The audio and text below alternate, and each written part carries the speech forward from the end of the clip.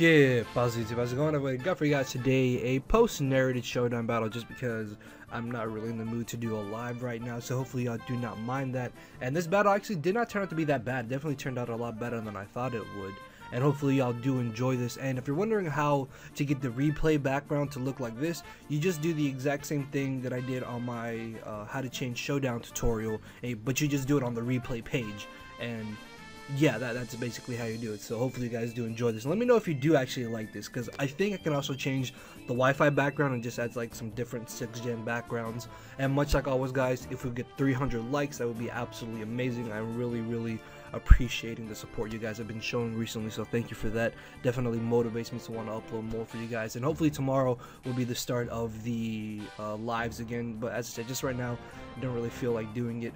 Anyways though, looking at team preview, I'm using a very fun team that I might actually do a live battle with, because this team is actually a lot of fun. I really do enjoy it. I have specially defensive girder, Specs Algae, Rest Talk Gramble, which is really amazing, mixed defensive Lantern, physically defensive Yuxi, and just standard Tauros, just because it's such a monster still. And looking at my opponent's team, looking at threats, that Magneton could actually turn out to be a bit of a problem if he's Specs Analytic, and with the proper predictions he could actually destroy my team, so really gonna have to watch out for that. For Alligator, if I allow it to get up to +4, I'm most likely gonna lose, just because not even Gramble can really take on SD Gator properly, just because they do have very good bulk and run a lot of HP. But as long as I do keep Gramble around, that Tauros won't be too big of a problem. And Spiritomb, depending on what kind of set it is, could be a bit of an issue, or it couldn't, so I have to watch out for that. But definitely going into this battle, I knew Dragolgi was going to be a huge threat to his team, just because after Rocks, not even Noctowl can safely switch into a modest Choice Specs Draco Meteor. But I don't want to lead off with Yuxi, even though I do want to get up Stealth Rocks, just because there's a chance he might want to lead off with the Spiritomb. So what I'm going to do is actually lead off with my Dragolgi, as he ends up leading off with a Vileplume. Now, knowing that Vileplume is faster than Dragolgi, I'm going to predict him to want to go for the Sleep Powder, as he makes a very aggressive play first turn, predicts me to switch out fearing the Sleep Powder, and gets off the Sludge Bomb damage and poison on my girder, which kind of sucks because now my girder is going to be severely worn down. Then again, looking at his team, girder honestly wasn't going to be too helpful to me, which is why I chose it for Sleep Fodder. As I'm able to knock off his Black Sludge, I can now get a free switch into my Dragolgi, as this turn I'm going to make a bit of a risky play, and I'm going to predict him not to go for the Sleep Powder, but actually switch out, as he makes a very questionable play by bringing in his Tauros. Now, after thinking about it, there is logic that he could have had behind this play. First off, as I said, as long as I have Gramble, Tauros honestly is not a problem whatsoever, because after Intimidate, he cannot 2-KO me, and with me being a Rest Talk variant, I can easily rest off the damage, sorry. Another play is that you might have thought I would want to switch out, predicting the Sleep Powder. This way we would have Tauros in on something else on my team. And the third play is that maybe he thought I was more of a defensive Dragolgi, possibly a Assault Vest, and he knows from prior experience he could have lived a hit. But either way though, I still don't think he should have switched directly into Tauros. More than likely he should have brought a Noctowl. Then again, I could have gone for the Sludge Bomb and possibly poisoned his only switch into Dragolgi. So as I said, this play does have logic behind it, but in the end I still don't think it was the best play he could have done, because this also takes off pressure on my Gramble, which is going to be really good for me. So I'm able to get rid of Tauros, as he ends up bringing in his Feraligatr, and with me being a -2, I do not want to stay in and possibly allow him to set up 2 Swords Dances. So I switched directly into my Lantern, hoping that I would be able to live a return, because I know most Feraligatrs don't tend to carry Earthquake. As it turns out that he has Life Orb, and judging for how much damage that Crunch did, if he had Return, he most likely would have been able to knock me out. Thankfully though, he has Crunch. As I bring in my Tauros, can I just say right now that that is +2 stab Life Orb Aqua Jet to a Tauros, which Tauros does not have bad bulk whatsoever. This goes to show you just how powerful Feraligatr can be. That's an Aqua Jet, base 40 attack power. Ladies and gentlemen, Feraligatr is a threat. Use it. It's really good. And then I'm gonna make a really dumb play in Rock Climb, and if I had missed that Rock Climb, I probably would have actually lost the battle. Luckily though, I don't miss, as I'm able to get rid of his 2 huge physical threats right off the bat of the battle. Not even turns into the battle, I might add. As I switch into my Lantern, he ends up making a nice play by just going for the safe flash cannon, because if he did go for the volt switch, obviously I would have got back HP. As I double switch into my Jargalji, he switches into his Vileplume, and I'm thinking, okay, I can easily Draco Meteor whatever wants to come in. As he brings in the Noctowl, I do miss a Draco Meteor, which honestly does not matter, just because he would have been able to roost off the damage, and this extra little bit of chip damage on Uxie does not end up playing a role whatsoever in this game, as I'm going to be able to stay in, and I'm going to go for the knockoff just because I want to limit the recovery that this Noctowl does have. As a fallen turn, what I'm going to do is actually go for the Stealth Rocks, because I want to go ahead and go for the U-turn on down to my Lantern on his possible roost or his possible defog. This way I can get back a little bit of HP, so I could possibly be able to take a hit from the Spiritomb later in the game, or even take a hit from the Magneton, as I believe I do just end up going for the safe Volt Switch. As he brings in the Spiritomb, I'm going to bring in my Granbull, and I know from prior experience, even if he is max defense and max HP, I will be able to easily 2-KO him. So what I'm going to do is just go for the safe Play Rough, as he actually switches into the Vileplume, and he gets the effects for poisoning me, which does not really end up playing a role whatsoever, but at the time it was rather annoying, just because this does limit my Granbull and is going to be forcing me to go for rest a lot sooner. So I switch into my Jargalji, predicting him to want to go for the Moonlight, as he ends up staying in, just going for the Sludge Bomb.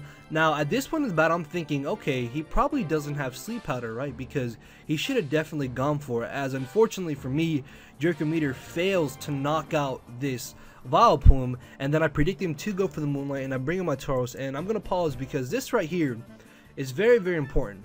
Now, as you can see from his team, you would think that Tauros can safely come in and just wreck shop through his whole team.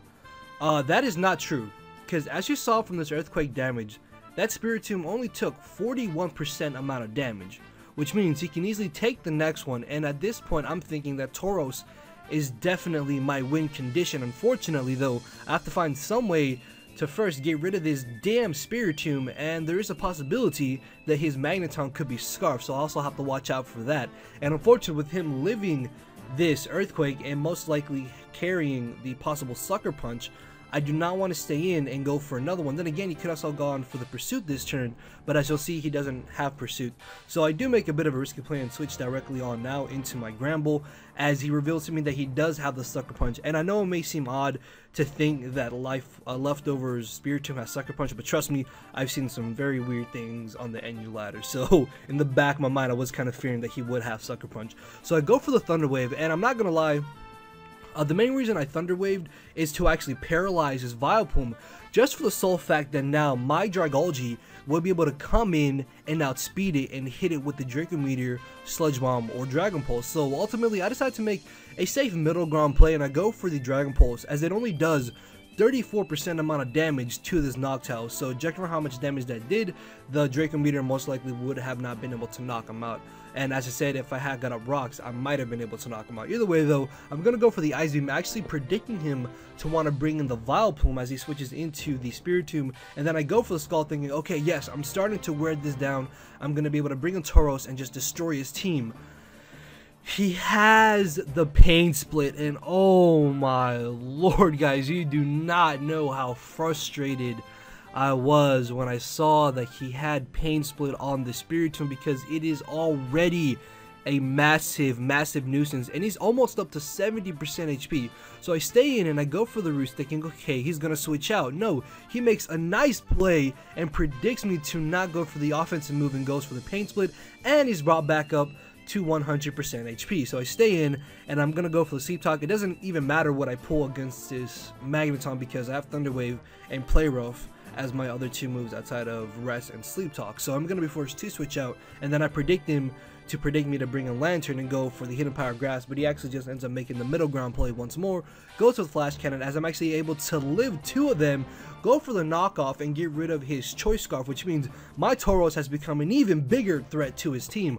Unfortunately though, he still has that damn Spiritomb sitting there at full HP. So I'm actually going to go for my Stealth Rocks, because I'm thinking that I should be able to keep up offensive pressure on the Noctowl to hopefully prevent him from wanting to defog. As he brings in the Spiritomb, I'm going to bring in my Jargalji, knowing that I should be able to easily live any one move that he wants to go for. And then I go for the Dragon Pulse, actually predicting him to bring in the Noctowl, but he stays in and Sucker Punches. And if I had gone for the Draco Meteor that turn, I might have actually been able to knock him out. Unfortunately though, I did go for Dragon Pulse, and I'm gonna bring my Girder just honestly as death fodder and hoping that maybe I could live with Sucker Punch to knock off his leftovers. As I do manage to live, it turns out that he has Foul Play as well, which is a little bit odd because I've never seen that on Sucker Punch Spiritomb, but hey, to each their own. As this turn I do bring in my Lantern, predicting him to Sucker Punch. I'm gonna stay in. I'm not gonna stand. Obviously, I have to stand. Sorry, but I'm gonna go for the Volt Switch, thinking that would be strong enough to knock him out. That is not the case.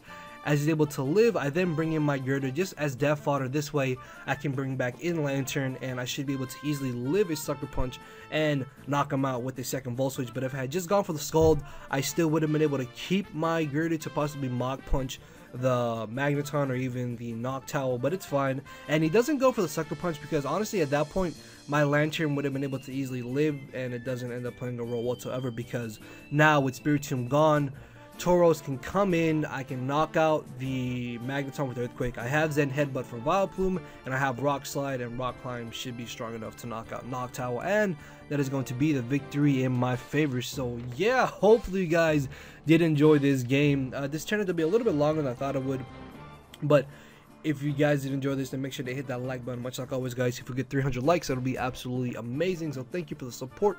And let me know how you guys like me using the Wi-Fi background for replays. Do you kind of like it better than like the old standard 2D layout? For example, let me show you real quickly. Like, do you like it better than this, or do you like this better? But yeah, with that being said, guys, I'm rambling on at this point, and I will see you all tomorrow most likely. So later, everybody.